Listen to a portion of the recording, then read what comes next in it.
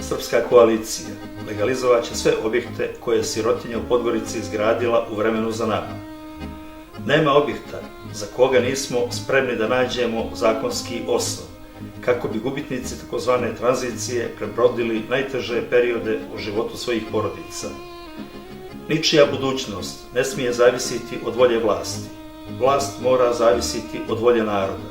Srpska koalicija govori u ime ljudi koji su ostali časni i nepokolebljivi i u odnosu na vlast i na parlamentarnu opoziciju, koja se može kititi svim epitetima, ali teško principijelnošću i korektnim odnosom prema ljudima koji su joj od 90-ih dali stotine hiljada glasova.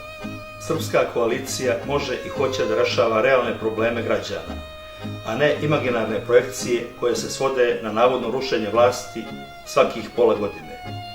Da, hoćemo da srušimo vlast i sistem, ali prije toga hoćemo da ljudi znaju šta će dobiti našim dolaskom na vlast.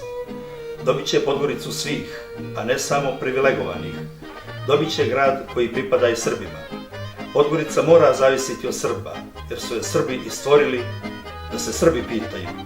To je naša Podgorica, grad u kome će svaki četvrti zaposleni biti Srbi. Je naš grad u kome nam ne smetaju svi drugi koji se bore za svoje porodice, a pripadaju ostalim narodima. Sva prava svima, jednaka prava za sve.